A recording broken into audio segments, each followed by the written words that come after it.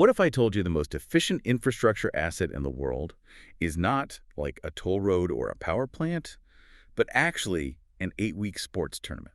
I mean, if you're tuning in right now, you know we are right in the thick of IPL season. And today's deep dive is all about the Indian Premier League. Yeah, it is just a financial phenomenon that completely defies traditional business gravity, you know?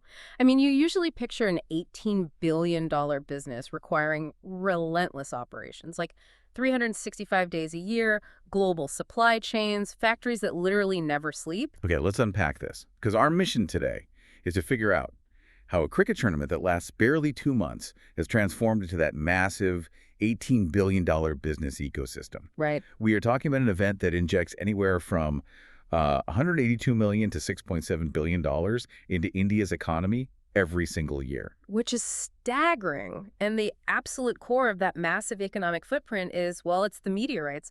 If you want to understand that year-round macroeconomic impact, you really have to look at how effectively they monetize attention. And the scale there is just hard to wrap your head around. Oh, absolutely. Like back in 2008, broadcast rights were around $918 million. Oh. But for the 2023 to 2027 cycle, that number skyrocketed to $6.2 billion. Yeah, which is an 18% compound annual growth rate.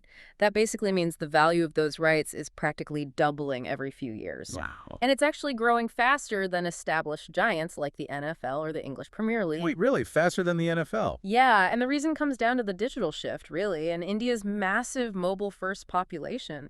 The league isn't just broadcasting to living rooms anymore. It is monetizing individual eyeballs on smartphones at a scale that traditional linear TV leagues just cannot match. Right, so that's how you get, what, 1.37 billion views during just the opening weekend of 2025. Exactly. Which, honestly, that completely changes the nature of the product.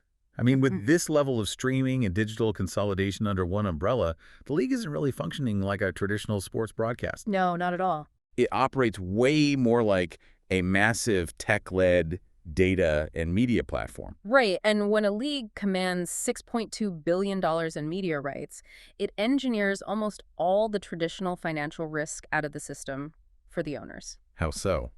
Well, first, it operates as a closed system. There is absolutely no relegation. So if a team finishes last, they don't get demoted to a less profitable lower league, you know? Ah, right. And on top of that, over 70% of a franchise's revenue comes from a centrally shared pool of those media and sponsorship rights. Okay, but let me push back on that a little bit, because even with guaranteed shared revenue, sports leagues are just notorious for runaway player salaries. Oh, sure. Like with billions of dollars flying around, wouldn't the top players just demand massive cuts and eat up all those profits? I mean, how do they actually stop wage inflation? Well, they prevent it through a central auction-based player system. And this is tied to a strict non-negotiable salary cap. So they just can't spend more, period. Exactly. Instead of teams secretly outbidding each other in, like, private free agency, every team has the exact same maximum budget to spend at a public auction. Wow. Yeah, once your purse is empty, you are done. So player costs remain permanently capped and perfectly aligned with the league's revenue. Ah, I see.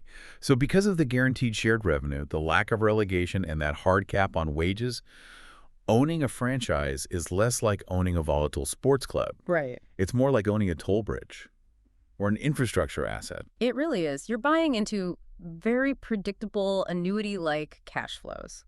But, you know, if the core is this tightly controlled, hyper-profitable toll bridge for the owners, the ripple effect is just as fascinating. Yeah, I was looking at the match day data, and the spillover into the broader economy is just wild. Right, because think about what happens on a match day when you zoom in on a host city. It is not just people buying tickets. Oh, definitely not. You have hundreds of thousands of fans moving, eating, and sleeping in these concentrated hubs over a very short window. Right, so the local logistics just go into overdrive. I mean, the data shows food delivery platforms see a 40 to 50% spike during matches. Yeah. And hotel occupancies in these host cities hit 90 to 100%. Overall travel demand even surges by up to 70% during peak months. Which requires a massive temporary workforce to sustain, you know. I mean, a 2019 study estimated this ecosystem created over 4 million jobs. Boy, 4 million jobs just for an 8-week tournament? Yep. You need absolute armies of people in event management, private security, hospitality, logistics, and broadcast media just to keep the machine running. It really reframes the whole thing. I mean, you think you're just sitting down to watch a quick, fast-paced cricket match. Exactly. But you're actually witnessing a multi-sector economic engine that is just firing on all cylinders. It's a masterclass in financial discipline and scalable monetization. It is a complete blueprint for modern sports economics. Which brings us right back to that $18 billion 8-week calendar.